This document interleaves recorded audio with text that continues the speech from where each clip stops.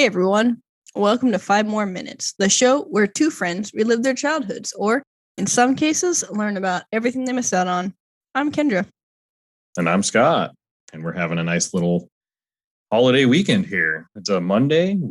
We got it off, which is rare for me. So what did you end up doing for this long weekend? I worked on my dice. Worked on the dice. That's nice. You Yeah. got that Broken Bow die shop. You got to keep up with the. I bought Final Fantasy IX last week and haven't played it yet because I've been too busy and I'm kind of sad. Oh, right. You have to get started. I actually haven't ever played that one, so I guess you can tell me all about it after you The do. only nights where we haven't played Call of Duty, I've worked on stuff until 9 p.m. and then didn't want to start when I was tired. Yeah. Especially when you start a game, because I feel like you have to do all this stuff, All the stuff, man. You got to make your character set up. I mean, generally in those games, it's really only given it a name, but there's a lot of early plot that you have to kind of pay attention to. Yeah, and I just haven't had the brain capacity for that. Does it look better with this on or off? I guess it depends. I mean, you're brighter with it on, obviously, but I don't know if that's really indicative of quality. Because my this desk isn't set up good for me to put my ring light in a good spot, so it's over here angled. Yeah. Anyways, that'll be fun to edit. So yeah, I mean, I just kind of worked on my dice, and today I did 45 minutes of schoolwork because I wasn't. Usually, I'm all the way planned by the end of the week. Yeah. And I mostly was. I just needed to reformat some PowerPoints I used for my 10th grade class for my English 101 class, but I didn't grade or anything because almost all of my classes have either work time because they're doing essays or work days and then presentations. I have a lot of time in class for the most part to also grade and stuff. So that's good. Yeah, I did a little bit of traveling this weekend, so that was kind of fun. I went and at least popped into the Coeur d'Alene area in northern Idaho. And I popped in. I bought a couple Pokemon card packs because they actually had some up there. Yeah, Idaho priorities, Mm-hmm. And I got my little swords back there. Mm-hmm. I did notice those in the last ep. We're starting to put together our samurai outfits for the next convention. So starting to get some random stuff together for that. So that's always fun. I got to go to one of those sometime, but I really just don't want to go to an anime heavy one. Yeah, and that's kind of all we go to. You could go to the gaming one. I mean, it's the retro gaming one. I haven't been to that one yet, but it sounds really cool. What time of the year is that? I think it's usually October, but obviously it's been canceled for the past couple. Yeah. Because that's another Portland one. I've got 2 things to go to next month. I don't know. Hopefully they don't get rescheduled. No, live podcast shows like the nerd that I am. Oh, what shows? The first one is And That's Why We Drink. So okay. The true crimes and the paranormals. Mm-hmm. And the other one I got is NADPod. Nice. Yeah. I'm trying to figure out what I'm doing because I figured one weekend I could, because you have to buy 2 tickets anyways. I mean, I just bought 1 ticket probably. I figured someone would go with me. But I think Matilda said she was going to go and then we could go snowboarding one day. But she hasn't told me which weekend and I need to figure out the other weekend. So yeah. Are they close or are they kind of far away? They're both in Seattle. So it's kind of annoying because I have to drive there twice. Yeah.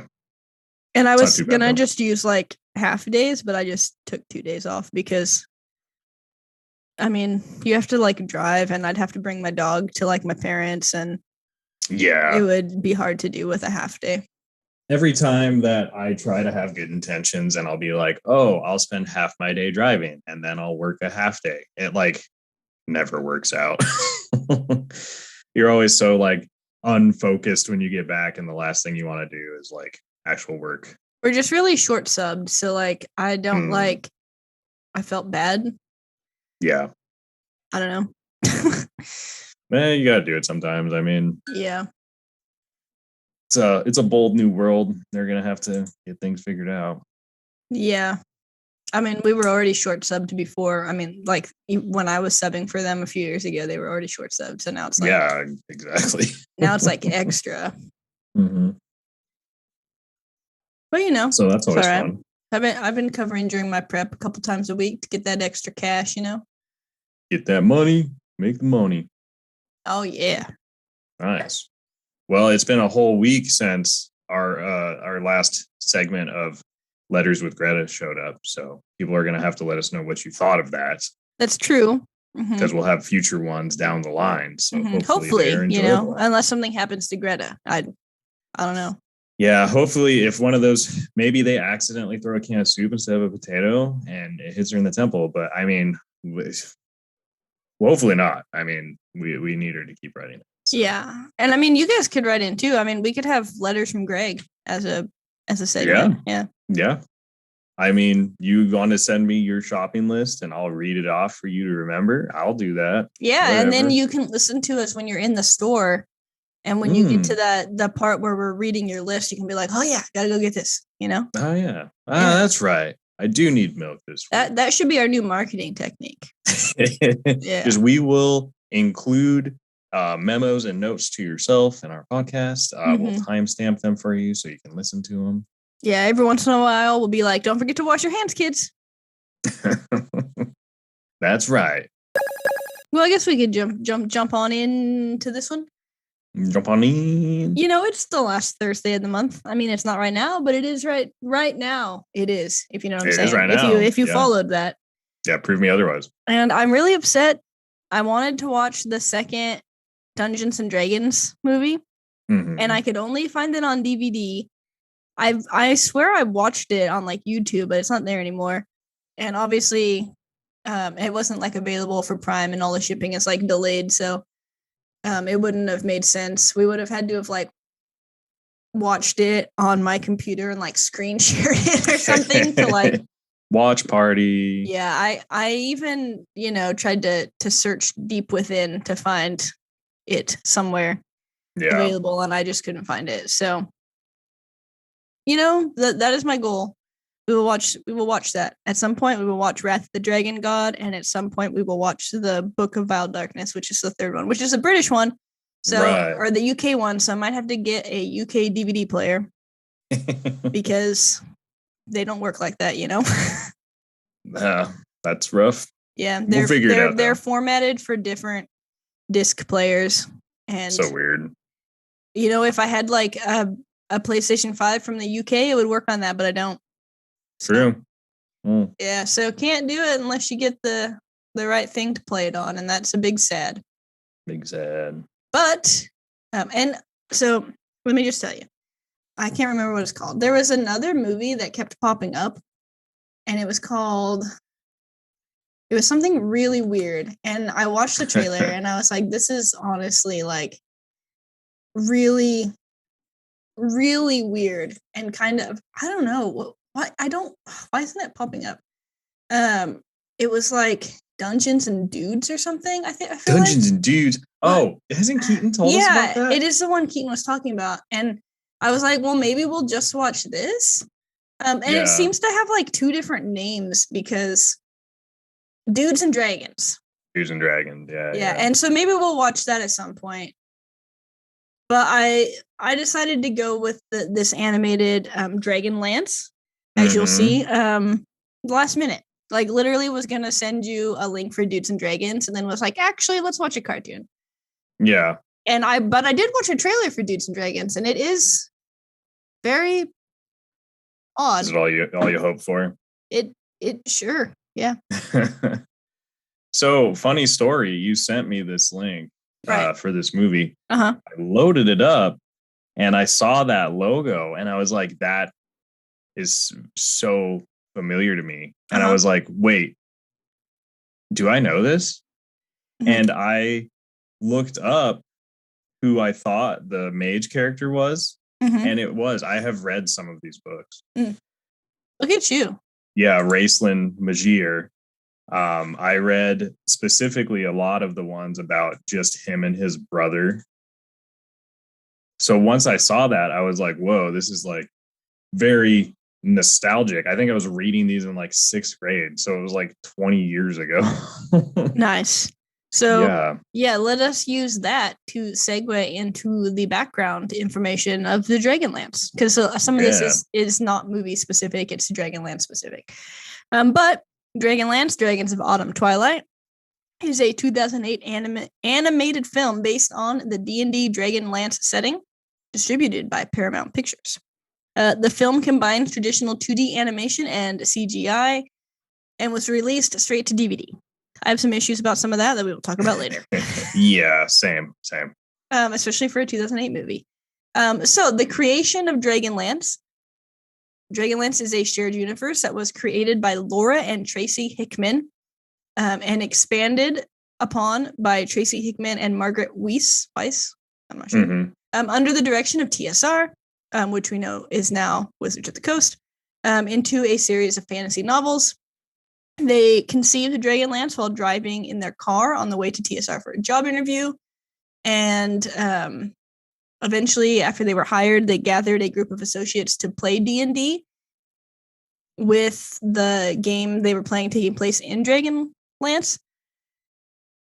And so they actually role played it, kind of like how the original D&D was. I just feel like we talked about this on like the first D&D episode, how it was originally created by like Gary Gygax playing with like his family, and like some of the NPCs and stuff were based on the characters they were actually playing. So kind of conceived in that manner. So so like all the characters, like some of the characters are all the same, like you were talking about the books and the movies and like characters in the setting. Mm-hmm. So the adventures during that game that they were playing inspired board games, miniature figures, novels, eventually video games, a bunch of gaming modules for D&D. And in 1984, they published the first Dragonlance novels, which was Dragons of Autumn Twilight. And it began the Chronicles trilogy, a core element of the Dragonlance world. Oh, yeah. So Tracy Hickman and Margaret Weiss wrote... I usually say Weiss. Wrote the setting central books, but numerous other authors contributed novels and short stories that all took place in the setting. So there are over 190 novels that have used Dragonlance as a setting. Wow. The fictional Dragonlance world of Krynn contains numerous characters, an extensive timeline, and a detailed geography. The history of Krynn consists of 5 ages. The novels and related game products are primarily set in the 4th age, the Age of Despair. Since the publication of Dragonlance 5th Age in 1996, the 5th Age, the Age of Mortals, has been used more frequently. The heroes of the Lance, created by Margaret and Tracy, are the popular protagonists of the Chronicles trilogy. Dragonlance is one of the most popular shared worlds in fiction, along with D&D's Forgotten Realms. Hey, look at that. So they created Dragonlance as a campaign setting in 1982. So that was 2 years, I think, before the first novel came out. They were using the setting for D&D. Let's see here. So that was for just, I think, the original D&D at that point. Oh, AD&D. Yeah, because it's the 80s. So when 2E came out in 1989, the setting was updated with it. And it seems like it has maybe not been updated since 3rd edition, is kind of what I was thinking. So if you want to use it, you have to buy like an older supplement and kind of modify it, or your campaigns can still take place there, but some of like the items and like magic and stuff would be not set for 5e, because it seemed like they had something that like expired or like wasn't renewed. There are also 8 video games that take place in that world. I didn't make a list of those or anything, but there are 8. So that's interesting. I'll have to look into those. Yeah, there was just too much information, and I was like, I can't include all of that. Yeah. So for the creation and the characters, so the heroes of the Lance are the protagonists of the Chronicles trilogy, which I already said. They were created by, I'm just going to call them Margaret and Tracy because I don't know how to say her last name, and then fleshed out as PCs in a gaming session. So one player at this initial gaming session was the eventual game designer, Terry Phillips, who was playing Rastlin. And so, they were just essentially what they did with the characters kind of helped You know, they Like, basically created them. Like they had the backstory created and the story. yeah, but then like through playing, you know, they like created more of like how those characters were. But apparently the voice Terry Phillips used for the character helped forever change the world of Kryn because of his rasping voice and sarcasm. Really? Yeah, that's what it says. They were both transfixed and terrified. Okay. Yeah. Fair enough. They also had a traveling roadshow that was put on to publicize the novels. And the heroes of the Lance were played by various people throughout that. So they went around and, I don't know, I guess, played D&D, I'm assuming, as the characters. And on the road? Yeah, on the road.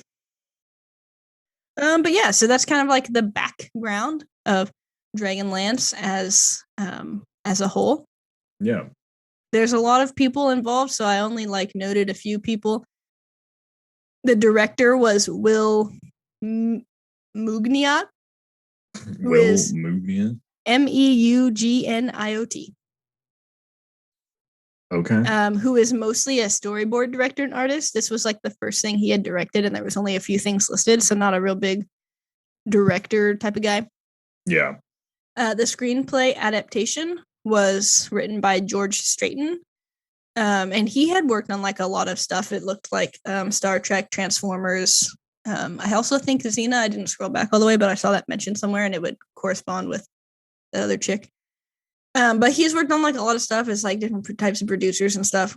He also had help from Tracy and Margaret. They cast some of the notable members of the cast, so just a few. Michael Rosenbaum, who was in Smallville, Guardians of the Galaxy, and Justice League. Yeah. So he knows Drax. He does. Now he does. Yeah. Obviously, you got Kiefer Sutherland. Pretty crazy. If you don't know what he's been in, 24. Yeah, you just don't know. Stand By Me. Yeah. Mm-hmm. And he actually had more like voice actor stuff than I would have, I feel like, known. Wonder how he got involved in this movie.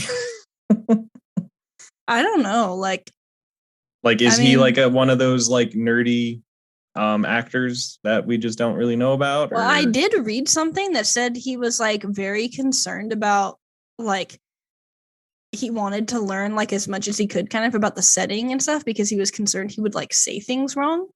Oh, like he was like very invested in like, I don't know, understanding and being able to, I don't know.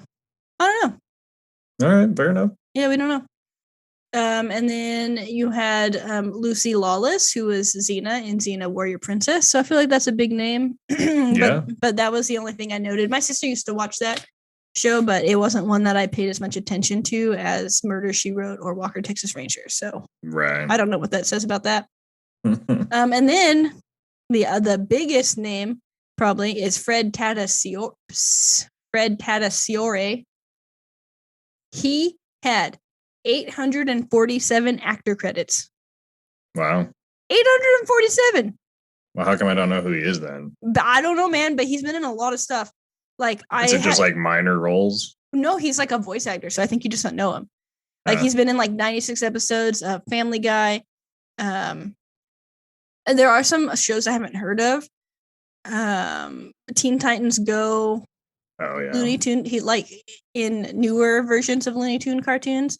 But it was, he had like so many things that I couldn't even like scroll through and like figure out. I don't know. He's in a bunch of like superhero stuff. Robot Chicken. Just has so much. Of shows like that. Yeah, just so much. And then like video games, like 30 episodes of American Dad, just like all over the place. But pretty much all of them are like voice acting things. Yeah. And I mean, some of the Critical Role cast had like 600 or close to it. So like, but I don't know. And this guy's older than them. So I guess that makes sense. Yeah. It's just so much, like, especially now, like halfway down the scroll bar is only at like 2014. So this guy's just been in like everything. I guess so. Yeah. He's like, a worker. I was trying to find the first year that he was in. So he's been active since, I would say consistently active since 1992. And there was like a few things before that. Nice. But yeah, just I don't know. I like looked at that and I was like astonished. I was Yeah. like what? Like how? How? You know? How do you have that kind of time? I just don't know. But it seems like after 2004, like really took off. Okay. But yeah, that guy's been in a lot of stuff. Fred Tatuskiore. I'm not sure. Tatuskiore. Sorry, dude. I don't know how to say your name. It's hard for me because my first language is English. And he's from New York, but I feel like he's Italian or something. Yeah, I'm sure it's probably Italian. Anyways, so that was like the notable cast and crew that I wrote down. There's just a lot of, I mean, you know, I don't know. There's a lot of characters. Yeah. So I guess I can kind of go over the plot. Yeah. I don't know if I should like read this whole long plot thing or I don't know. I will. The film begins with the return of a group of friends consisting of Tanis Half-Elven, Sturm Brightblade, Karaman Majur, Raslin Majur. I'm not sure. Did they ever say the last name? I don't think so. Flint Fireforge and Tasselhoff Burfoot. Kitiara, the half-sister of the twins, Cameron and Raslin, was supposed to be there as well, but for reasons unexplained at the time, could only send a mysterious note. The companions had separated 5 years previously to pursue their own quests. So they were all like meeting up at a tavern, basically. On the eve of the reunion, the companions discover that Solace, the village where many of them made their home, is very different from the peaceful village they had left 5 years previous. Solace has been taken over by a religious order called the Seekers. They are collaborating with the Dragon High Lords who are preparing for the conquest of the continent of Ansalon. Solace is now an armed camp as hobgoblin soldiers patrol the once peaceful village. Tanis, Flint, and Tasselhoff, such a weird name, it's like Hasselhoff. When it first got said in the movie, I was like, did he just say Hasselhoff? I wonder if it's like a playoff on that because of like the time when it was made. Meet up outside of Solace, and as they enter the village, they are accosted by Master Toad, a hobgoblin commander, and some of his minions.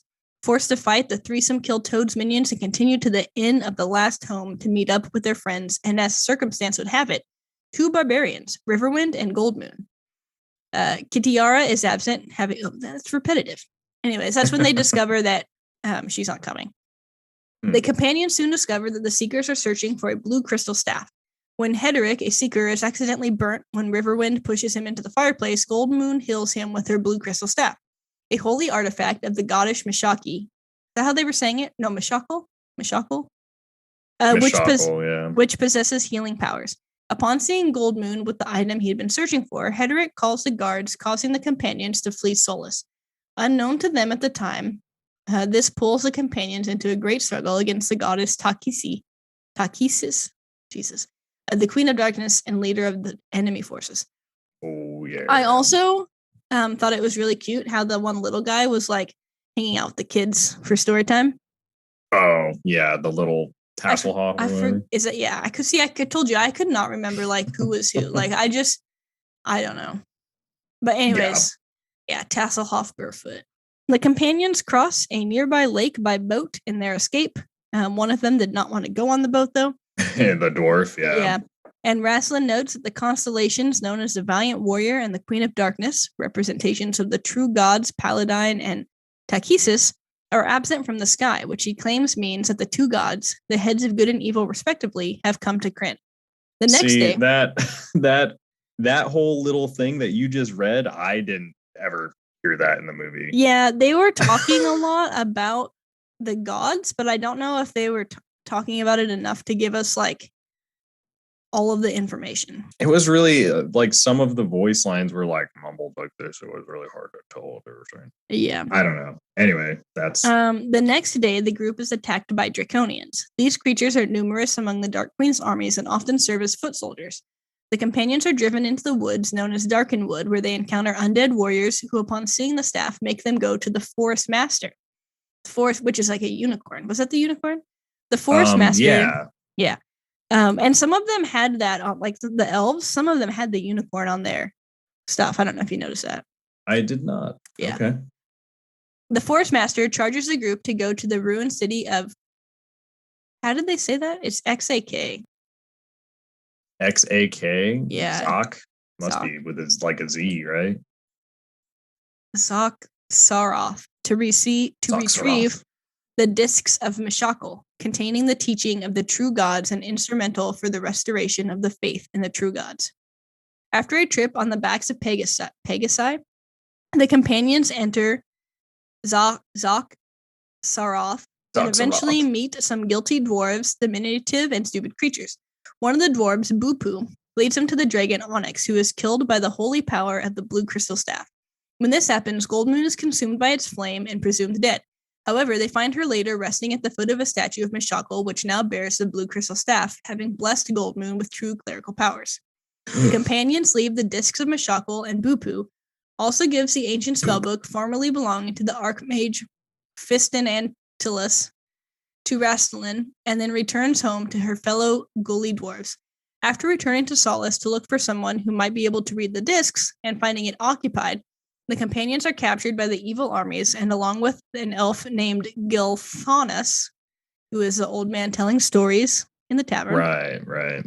The son of the leader, who everyone thinks is crazy, might I add. Yeah. Yes. The son of the leader of the elven nation of Qualinesti are captured and chained in a slave caravan. En route to the fortress and mining site of Pax Tharkus, the group is freed by Gilthanas' brother, Portheos. They escape to Qualinesti, but they don't want them to go because they're humans, and decide to incite a rebellion in Pax Tharkus and free the slaves of Dragon High Lord Verminard's control. The companions journey through a secret passage underground to Pax Tharkus and devise a plan to free the slaves. They also kill Elliston, a dying seeker and the leader of the slaves. Trying to sneak women and children away from Pax Tharkus, the companions are attacked by the Dragon Lord Verminard and his dragon. However, his dragon is killed by another insane dragon after his dark goddess, Takisis, turns away from him in order to battle with Paladine. Verminard is killed by Tanis and Strum. Elliston is able to read the discs, and Goldmoon and Riverwind are married. That was a very, very quick wrap-up of all that. Yes. Also, it doesn't mention, but this old elf, Gilthanas, is one of the gods. He is Paladine. Yeah. So he ends up at the last fight. He's kind of tagging along. I want to go too. Everyone thinks he's crazy or whatever, and then he even acts like he can't remember what Fireball is. Yeah. What is that spell called? Oh, that's right, Fireball. Yeah. And then he disappears from the group and then shows up fighting Takisis or whatever. Yeah. So he was the god the whole time. Mm-hmm. And then he rises up in there and regains his youthful god body, and it's very dramatic. It is very dramatic. Yeah, and that one guy was doing that magic with the snakes. They all had snakes coming out of their eyes. That's weird. That is like a spell though, because it's really similar to what was in the Dungeons and Dragons movie. Yeah, to Takisis's little main henchman. I don't even remember his name. Yeah, me neither. But he was the kind of the last baddie they were fighting, and he was casting this weird little spell that made this weird serpent crawl in and out of their eyes, and so they were blind, they couldn't see anything. It was just weird, man. Yeah. But anyways, that's kind of the plot of the movie. I mean, I don't know how much better quality the animation is when it's not the free YouTube version, but there was a lot of bad reviews about the animation. Dude, so you mentioned that this came out in 2008 earlier. Mm-hmm. When I was watching it, I was like, this movie has to be from 1997. Mm-hmm. It is so bad. And I didn't like the way they incorporated the CGI because the dragons and the Draconians and any of the monsters, they all looked so out of place. Yeah, so they only 3D rendered dragons and dragon soldiers. So it made for this super weird, and they looked awful, by the way. They looked like they were from the late 90s, not late 2010s or whatever, or late 2000s. And it would have been so much better if they just animated all of it. How much budget and time did they waste by 3D rendering just those parts to still use animation on everything else? I don't know. Yeah. It was god awful. If you haven't seen a picture of how they look, you just look up this movie and take a gander because it's I couldn't find this officially. I did see that the budget was 1.5 million. And like 900,000 went to 3D rendering. Yeah, and it's I don't know, it looks so it's terrible. Not good. Yeah. So there are some, I mean, in stills, they're just animated people. They look normal, but even the animation for those characters, I mean, it looked like Cheyenne caught a couple scenes of it when I was watching it, and she's like, this looks like one of those like really old animated series that they would put on like PBS, like just one of those terrible, like really old. She's like, it reminds me of the old Legend of Zelda cartoon, which is like, it's also roughly animated, but that's a product of its time. I don't know when that came out, but this is, I don't know what this is. I should try to find an image of like the Draconians. You can't because that was so really bad. Yeah, and there's like dragons at the very beginning of the movie, and I noticed it, and I was like, "What?" But like the image work on the cover, because this first thing I had up was from the cover, it's so much better. Yeah, it almost looks like one of the book covers. Yeah, which is I'm probably sure much better. For, yeah. But yeah. I cannot fathom. I don't know why they would make those choices like they did, because it was rough movie, man. Yeah, I'm trying to find an image that's like big enough to not look super gross, because I found a couple. I guess I can download this one and try it. And I feel like this was another movie that was a product of just trying to cram way too much in. Mm-hmm. Like they tried to do this whole book, but they had to try to figure out how to lay out the world that no one knew about, all these characters. And there's so many characters. If you were going to make a movie, why don't you just make it on one where there's maybe half of the number? There's like 8 of them that you have to try to keep track of. And, they all know each other somehow from 5 years ago, but you never get any background. You never get anything. And it's just like little things that they drop here and there to try to make it good, but it just feels super rushed and awful.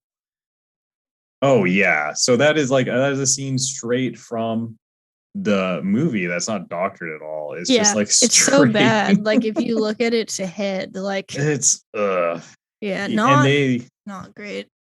The interactions that they had with the 2D animated characters was painful to watch. Yeah. There was a lot of stuff that, like you mentioning the information and stuff. A lot of people were upset that they literally put the whole first book in here, because it wasn't. It's kind of like watching Dune. Exactly. But it doesn't hurt your brain quite as much as Dune did. But yeah, just like the reception, like reaction to the film was predominantly negative. Dan Heaton describes it as a disaster and tiresome. David Cornelius, I'm assuming these are people know. Dan Heaton sounds familiar, but I don't know about the other guy. It is a genre cheese and sloppy filmmaking. Yeah. Michael Staley declares, "It's been a long time since I've come across a film this bad." Solid. Yeah, someone else said that it went direct to video, and for good reason. And not even the voice acting talents of Kiefer Sutherland and Lucy Lawless can save its shoddy, out-of-date animation and flat storytelling, which isn't much of a step above the 80s D&D cartoon and a lot less sweet. Yeah, that was one other note I had, was like when I pulled it up and I saw Kiefer Sutherland was a voice actor, I was like, oh, well, at least that would be cool. But it doesn't help the movie at all. It's like I said, I don't know if it was a quality of the audio making of the movie at that time, but it sounds like he's constantly mumbling. He's mumbling all these weird spells that, is in an arcane language for their world. So you don't even know what it is anyway. I think that is maybe how it was supposed to be. Because the description of how the person was playing that character when they played through it as having like a raspy voice and bitter and arrogant sounding, then like maybe that was supposed to be like that. Yeah. And it just didn't come across good or something. Well, it was like extra painful for me because, like I said, the books of this world that I have read, And the ones I enjoyed the most were actually about, they have a whole like 3 or 4 books spin that's just Caramon and Rasslin, because they're twin brothers. And it like tells their story more and goes through some of their background and stuff. And I love those books. Like I said, when I saw that logo, I was like, I know something about this. And I could recall, the names of those characters. And it was just even more painful to see them in this because it was so bad. Yeah. So this one person, Ryan Harvey of Blackgate, don't know either of those two things, but he said if Wizards of the Coast, the current owners of the Dungeons and Dragon media franchise, had serious intentions of starting a successful line of direct-to-video animated films based on the Dragonlance and Forgotten Realms novels, they couldn't have done a finer job of slicing themselves off at the knees with a broadsword than this disaster of a movie. Wow. It's descriptive. Yeah, so a lot of the complaints were putting it all into one thing, so large portions of the book are entirely left out and saying that the movie proceeds at too fast of a pace. Yeah. Even one of the authors, Tracy Hickman, was adamantly opposed to trying to fit the entire novel into a film, but he was also excited that it was like a film. Something, it was happening. Yeah. He said that the film should have ended with Solace burning. Oh. Apparently. Because even like trying to pay attention to the movie, it's like, I didn't know what their motivation was. Mm-hmm. They all met at this tavern. They find this Healy staff, and then immediately they're like, I guess we're going to this temple. Mm-hmm. And was it ever mentioned why it was important that the other person wasn't there? No, it wasn't. And I don't know. And then like the weird love situation with the half-elf guy, and then she ends up with the old guy. I mean, I guess they're elves, so it's like whatever. But also, this scene, the dragon was literally sleeping, and they're just in there like rummaging around. Like none of them were trying to be quiet or like send one person in. Like, why are 8 of you going in there? Like, what did you expect, that the dragon wasn't going to wake up? That really. And they were having like full conversations, yelling, and arguments. Yes, they were like yelling at each other. Dragon. Yeah, I was very bothered. Yeah, I was too. I was like, this makes no sense. And then when they find, I guess the whole reason they were there, they find these discs, in this case, it literally looked like CDs in a bag. It was like a CD tower that was shoved into a canvas bag. I was like, what is going on here? And then after they got it, I was like, and they're like, okay, we're going here now. And I was like, but why? What are we doing any of this for, I guess? Yeah. It kind of reminded me of the golden plates that Joseph Smith found. It did remind me of that as well. It's like, which I guess, I mean, it kind of is a religious undertone in their world because they are the gods or whatever. But it did remind me of a lot of the stuff about the Bible and some other religions. Mm-hmm. I don't know. There was just, I almost felt like I should have watched it again. And usually I do watch movies twice. I just didn't have time. I mean, It didn't help that I was sanding and polishing dice. I forgot to bring my headphones downstairs. So since there were no subtitles, there were some times where I was having trouble like hearing all of the lines. Yeah. But it was just like, I don't know. I mean, it was almost if you like look down to do something real quick and then look back, you're like, we're in a new place and I don't know why we're here. Yeah. It's so quick. Yeah. It's it was, it was interesting. I did find some reviews to read. Oh, good. I love and reviews. Those usually take a while, so I feel like we've exhausted all of our complaints. Yeah. Okay. So I found a couple good ones and a couple bad ones. So the overall IMDb rating was 4.9 out of 10. I like to pick a movie below 5. That is higher than I would have thought, honestly. Yes. So I did find, we'll do all the low ones first. There were a couple that just had like there was one that said 1 out of 10 and all it said was heartbreaking. Like there was no this is all I can write. That was like the title of the review and there was no body of the review. Oh, nice. So I found one that didn't even give it a rating. Oh. Okay. It said I can't take it anymore. It's the title. Good start. Yeah. I don't know if this compares with the Modelo in the movie theater, but we'll see what happens. Right. I'm about halfway through this thing, and it's just too painful to watch anymore. The film looks like one of the mid to late 1980s after-school offerings where major U.S. toy makers contracted with Japanese or Korean anime studios to crank out cheap, fast cartoons to promote their products for market. Yeah. The kids watch the TV show, then buy the action figure, and all of it's related to toys and a marketing blitz against young, impressionable minds. He-Man is what it looked like. Yeah. Truth be told, the Dragonlance series, that is the novels by Weiss and Hickman, aren't great literature and are more or less run-in-the-mill pulp fantasy. Even then, they aren't fun reads, much less great reads. I think this person maybe just doesn't like Dragonlance in general. Yeah. They're the kind of books you might like if you're new to the fantasy genre and haven't read anything else. Maybe we should read the first one and do a review on it. It might be faster to read than Dune, which I'm only on chapter 4 of. Yeah.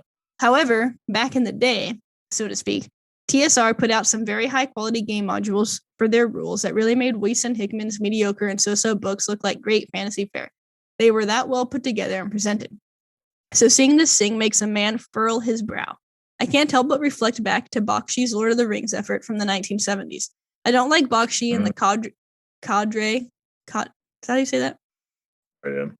Of social psychologists that have a lock on Hollywood, then think all of us regular people are closet Nazis waiting to unleash racist havoc on the US. I cannot talk. Even those of us whose ancestors fought under Washington. But as painful and condescending as some of this stuff was and is, I'd much rather watch something like Wizards or Fire and Ice than this junk. Again, it's that bad. The truth of the matter is that animation is expensive, and unless you have a ton of cash, you either have to rub elbows with old guard Hollywood or contract with someone outside the nation. Again, I don't like the Dragonlance books. I tried reading the first one and found the premise of the whole thing to be ridiculous. I seem to recall that steel is as valuable as gold, and yet the people of this world fight with it instead of using wooden weapons. And not very well written. But TSR really made it shine, complete with maps, artwork, and everything else. And so when this movie comes out, one is given to wonder what the heck happened. Still, I gave it a shot. And Disney it ain't, which is too bad because a company like Disney could have really made poor story material like this really stand out and shine. As is Disney's reputation and legacy of exceptional high-quality benchmark, gold standard animated feature films. I mention that because that's what this thing needed in order to sell it. But again, like I say, the other issue here is that the source material isn't that good in the first place. So it is perhaps fitting that some Korean company took on this project and gave a quality animated film befitting Weiss and Hickman's novels. The reason my review here is so long is that I just can't help but shake my head as to how this stuff gets made. I'm guessing the authors wanted their work in animated format that much that they were willing to compromise visual quality for the sake of cost-effective expediency. Oh well. Don't say I didn't warn you. Watch at your own risk. So this person just doesn't like Dragonlance in general. Yeah, I mean, he definitely had good points about the movie. But yeah, it sounds like his review goes a little deeper. Yeah, so he likes the game setting, but not anything else. Yep. This one's much shorter.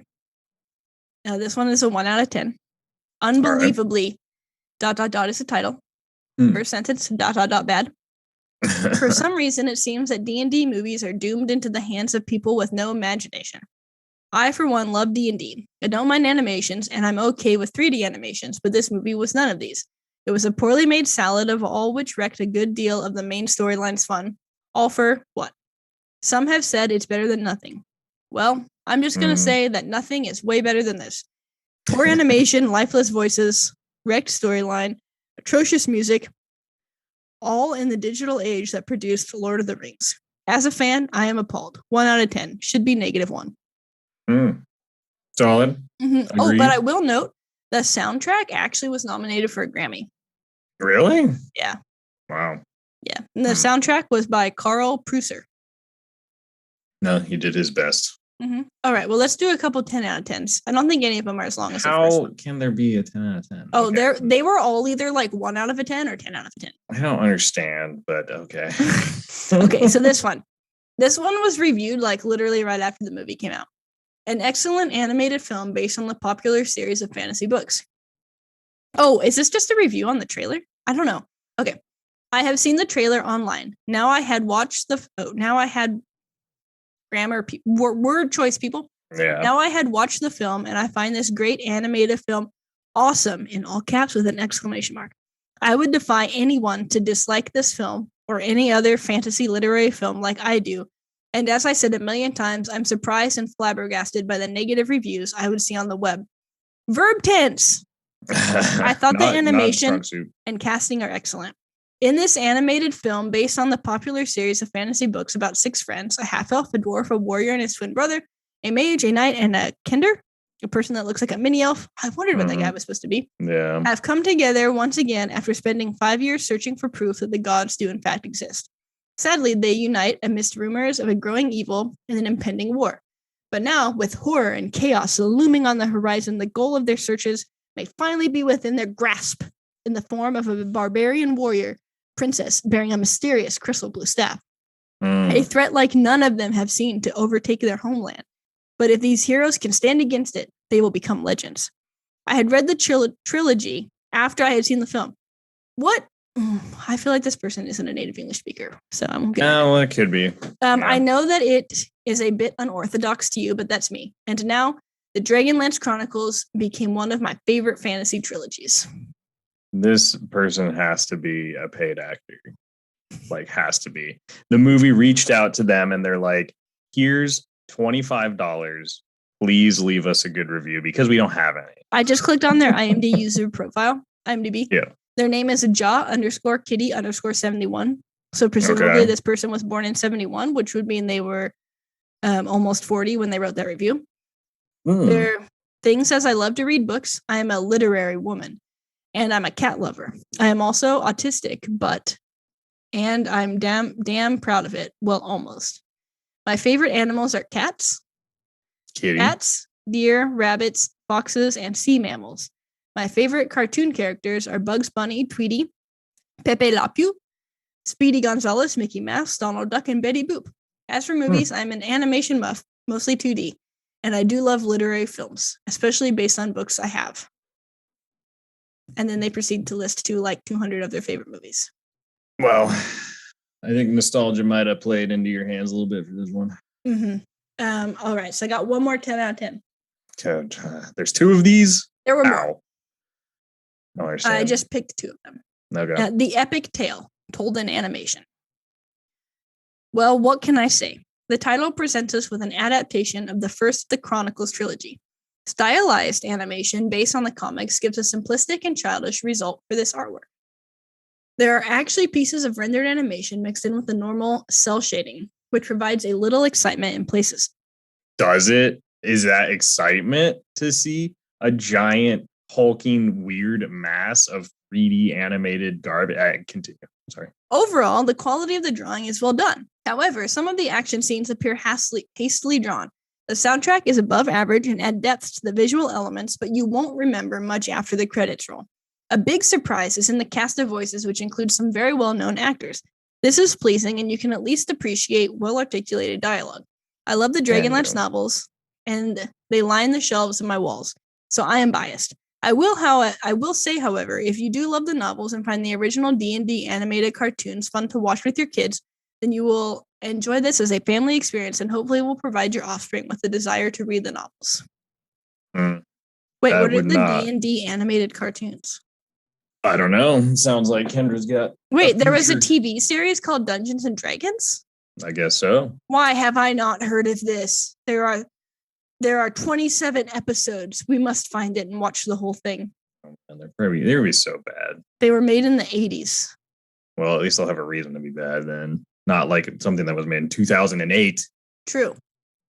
Jesus. Which I guess if they were trying to match that style, that might make kind of sense. But you could still match it and have it be better. Yeah. You could improve and be inspired by. But they're like, nah, let's take the same method we did in the 80s. Apparently last summer they streamed the whole thing on their Twitch channel. Wow. Look at that. I wonder if I subscribe to their Twitch channel, if I'll have access to it. Maybe if they have like VODs. Like if they have it all left up. Mm-hmm. I might have to investigate that. But yeah, so those were the reviews that stood out to me the most. The audience score on Rotten Tomatoes was 20%, but there were no critic scores or anything. Yeah. Okay. Wow. Mm-hmm. That's crazy. It's kind of, I don't know. This one was painful to watch. I will say I would, if this is your first instance of being around Dragonlance, unfortunate. Don't do it. And maybe I'm a little, um, I don't know, maybe I'm a little jaded because I haven't read any of them since like sixth or seventh grade. But when I was reading them at that time, I thought the characters, the twins, were very well thought out. They had very different backstories for being twins. Obviously one's like a gladiator type, not super intelligent, but a warrior. The other one's super intelligent. He pretty much sacrifices everything he has for magical power. And they do their best to kind of work together and go on adventures and find things out about this world. But it was very disappointed to see them portrayed the way they were in this film. So I would say if you have any interest in that, I would just recommend going into the book. Yeah, I feel like, I mean, I know I never read these, but the font and everything looks familiar, and I don't think it looks like recent familiar, like Mm-hmm. You know what I mean, like D&D Yeah. familiar. I can get the first book for $8 on my Kindle. Yeah, I mean, they kind of took a big old dookie on the on the story, in my opinion, as far as that is such 30-year-old language. Yeah. Did they have a budget that they made back? I couldn't find, because none of that information was on IMDb, because IMDb only does like movie theater information. It's probably so minimal that you probably can't even find it. Yeah, like I tried to look it up, and I didn't want to like spend a bunch of time trying to find that, but I could like easily couldn't find anything. Yeah. Interesting. Yeah. We'll have to update our movie blogs with some rating on this, but what would the Kendra rating be on a movie? I don't even think I'd give it an 8, because an 8 is bad, but you should watch it. Yeah. I don't know, maybe reading all of your reviews made me more practical. I don't know. I feel like it's maybe like for a Kendra rating, maybe like a 6, because it's still got like the magic, and like some of the stuff was like portrayed good, as far as like settings, like elves not liking humans and half elves and like all that stuff. Oh, as far as like interactions between people? Yeah. Because I'm reviewing my score that I left for the original Dungeons and Dragons movie. It came in at a hot 1.5 out of 10. Mm-hmm. I'm gonna have to say that this one is a 1 out of 10. Oh, snap. I think I at least had some giggles and some slight entertainment out of the Dungeons and Dragons movie, because it's so bad you need to watch it. Yeah, I mean, you don't, but it is bad enough that the costumes are all bad. Things will make you laugh. But this, there wasn't really any entertainment value that came out of this for me. You can watch all the episodes on YouTube. Wow. Yes. So this is going to be my new low, I think. I'm going to have to go 1 out of 10. Wow. I mean, 6 is pretty low for me. I mean, my normal reviews were better. Like my number was better. I was gonna say, what's your probably a 3. 3. Yeah. Yeah. It's just not there, And I really have an issue with the CGI, with the 2D animation. Like it just did not look good. It was almost like someone made a collage by like pasting an image of a dragon onto like a hand-drawn artwork. Yeah, pretty much. I mean, it looked like that quality. All the interactions that they had directly with each other between 2D and 3D, it looked like you could just, they were like taped together. It's like so bad. Yeah. Unfortunate. It's not great. No, it's definitely not great. Yeah. Do you want your quiz? Sure. Okay, it's kind of a mix of facts and movie questions. Okay. What is the name of the city? The city. Like, wait. The main city where that starts at, and where the people starts at, and where the people are being like captured from. I did say this a lot. It's the Q one was the elf place, right? Yeah. Qualinesti or Yeah, whatever. that's the elf place. And Zok Saroth was the place where they fought bad dudes. Mm-hmm. What in the heck was the first place called? I don't even. Did I stump you? Yeah, I guess maybe you did. Oh, got it. Solace. Solace. Okay. Sounds kind of familiar now that you say. I said it so many times. It was like mentioned in the plot a lot. Okay. What is the name of the world Dragonlance takes place in? I think I only said this a couple times. Oh no, that's not a good sign. The world in general. Mm-hmm. Didn't it start with like an A or something? Nope. Uh-oh. Neither of us are on top of our game today. Yeah, this is not a good showing for me. I don't know. I'm not gonna be able to find this one. Kryn. Okay. That sounds familiar. How many acting credits did Fred Tatuskiore have? Over 800. That's good. Okay. What year was Dragonlance created? So the first book came out in 84, but are we saying they started playing it in 82, I believe you said? Mm-hmm. Look at that. So you got the numbers. I get some things. All right, last question. So when the heroes are traveling and they fight, and before they go into the wood, the dead wood or whatever, who are the Draconians pretending to be in order to attempt to steal the staff? Oh, they were pretending to be monks, right? Look at that. Okay. You brought it back at the end. I brought it back. Boy, those names, they did not stick with me clearly. But yeah, I can at least now you know how I feel. I did watch the movie. I watched it. Now you know how I feel when you say like 25 names when you're talking about Dragon Ball Z. That's true. But I try to have pictures to associate them. I don't know. I guess depending on the subject and the day, my attention span is just. Yeah. It's either there in full force or it's just not. I probably should have just asked you like who the leader of the army was, because I said that guy's name like so many times. Mm-hmm. So I'll just have to think about some like better. You got to create Kendra level questions. Yeah. And kind of, what am I looking for? Like show it to you in a way that sticks in your mind, I guess. I kind of want to read the book now. I was trying to go through like the book list and try to remind myself what ones I've read, because I distinctly remember Autumn Twilight in a book title. I think I might have read this one. We've covered everything else. We got to throw in a book, So I did buy you Dune. So, But we've already covered 2 versions of Dune. Right. So maybe we read this. It probably won't take as long as reading Dune. Yeah. And then, but I was looking at the book list and there are ones with twins in the title: Time of the Twins, War of the Twins, Test of the Twins. And those are all obviously about the brothers. And I'm pretty sure I read all of those.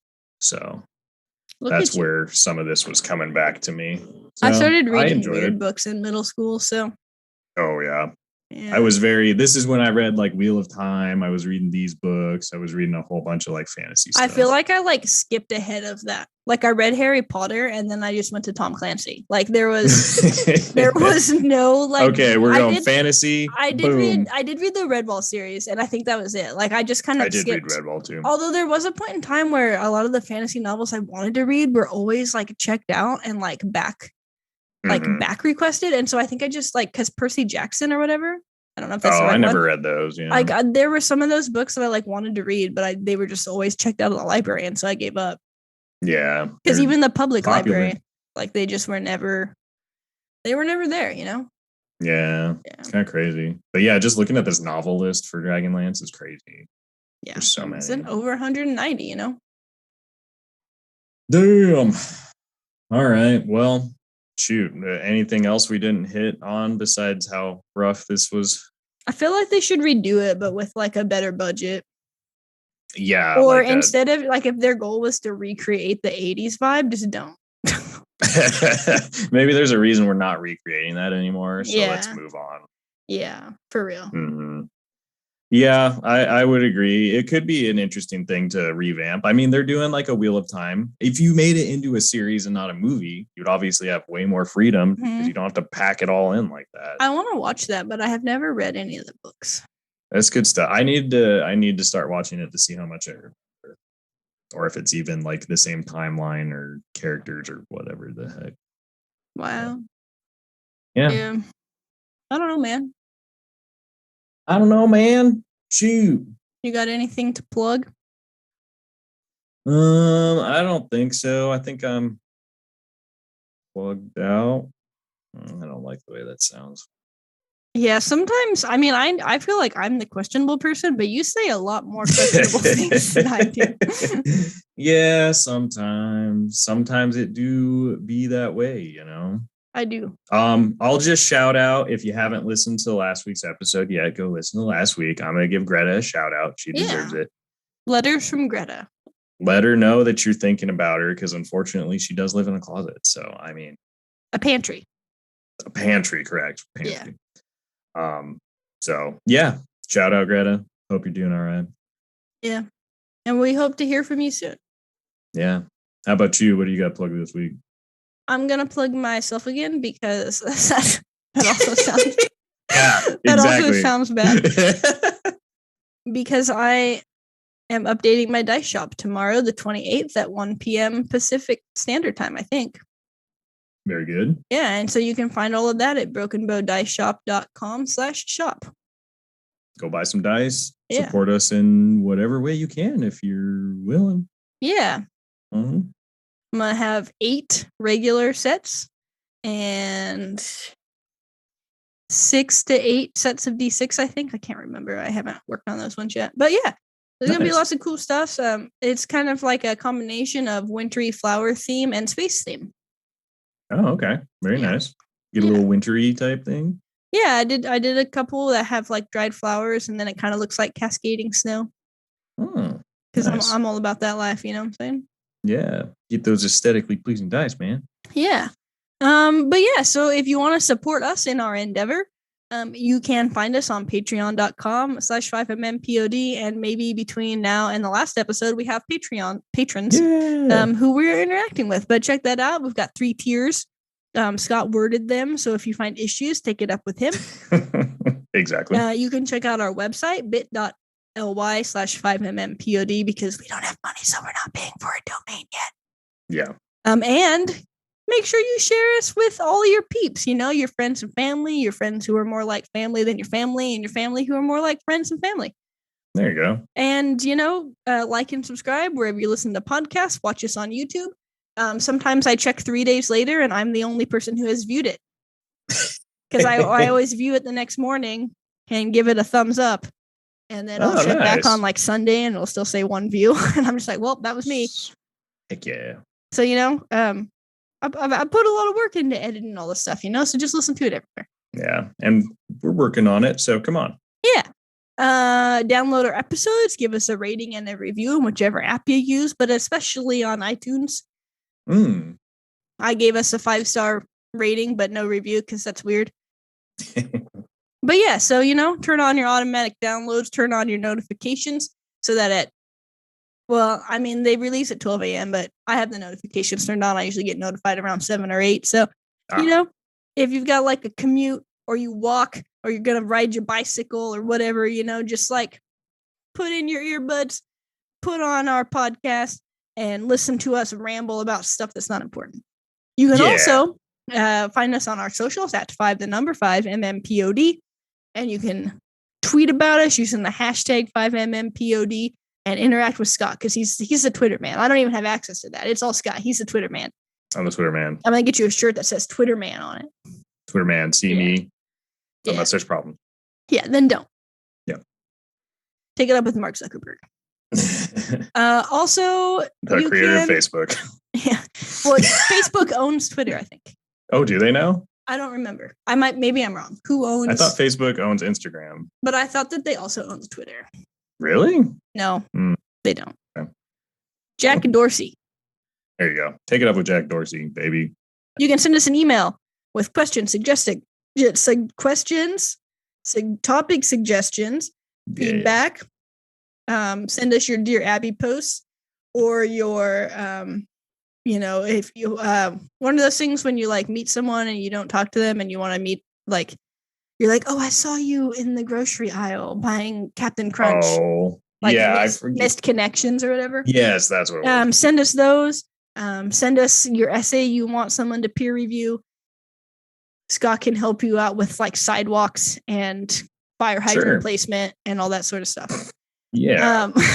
If you're putting in like a mini mall strip in your backyard.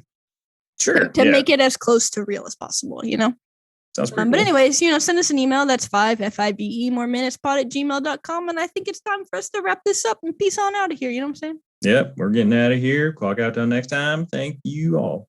Bye. See you.